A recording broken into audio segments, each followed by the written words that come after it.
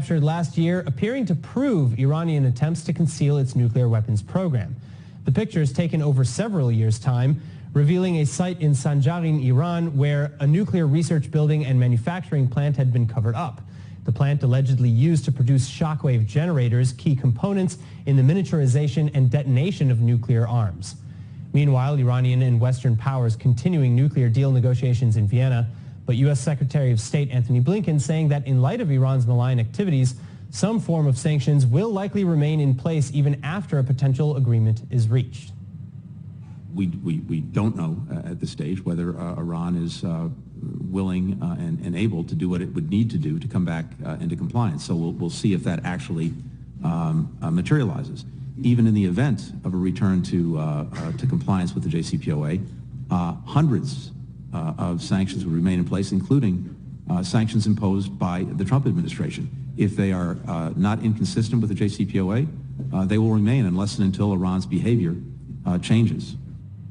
Joining me now with more is international relations expert at the Jerusalem Institute for Strategic Studies and former head of the Foreign Relations Directorate to the National Security Council in the Prime Minister's Office, Miki Alanson.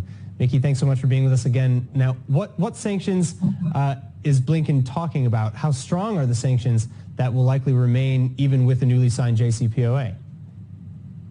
Well, it is obvious that the majority of sanctions, the significant sanctions, would be removed if all parties agree to return to the JCPOA. It would be quite insignificant, and when the U.S. is talking about reaching a longer and stronger agreement afterwards, it is quite unclear what are the leverages it would have to do so.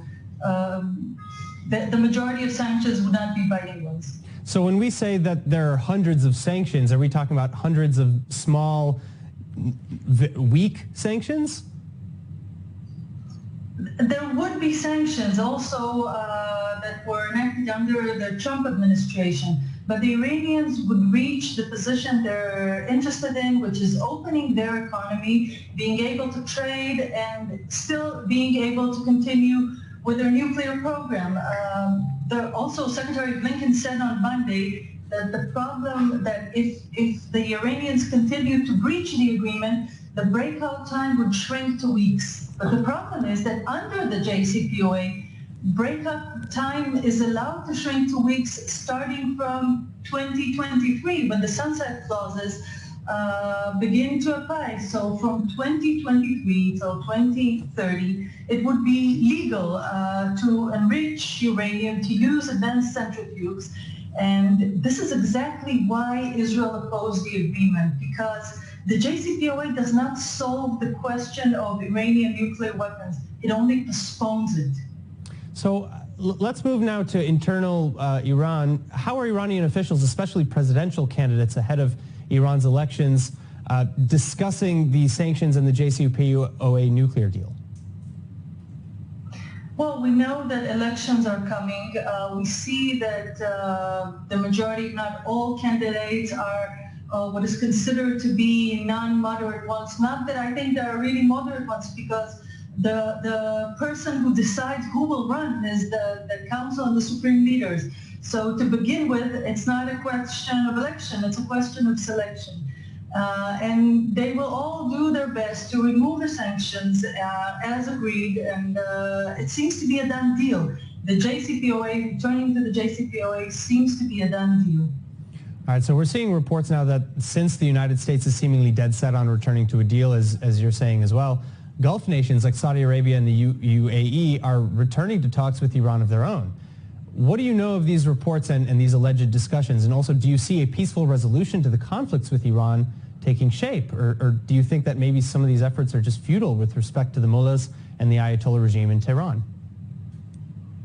Well, everybody's trying to hedge their bets, and Gulf states are noticing the American fatigue from the Middle East. They're noticing the fact that the U.S. is interested in focusing elsewhere in its internal problems in Asia, and they're trying to hedge their bets. The Gulf states are not interested in appearing as a serious opposition to the U.S.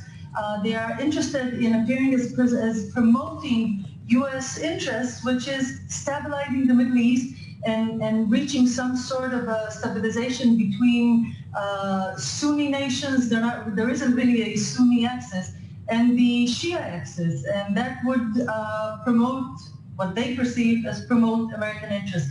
But there's also difference in the Gulf itself. The UAE agreed to what is called the Gulf Standard, which is not pursuing a nuclear fuel cycle. Saudi Arabia did not agree to that.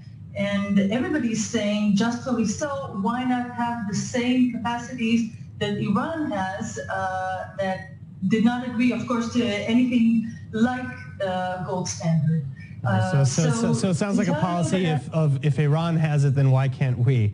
Which I think goes against the non-proliferation agreements. But in the meantime, I'm sorry to cut you off, but thank you so much for joining us and for sharing your insights with us, Mickey Aronson. Thank you.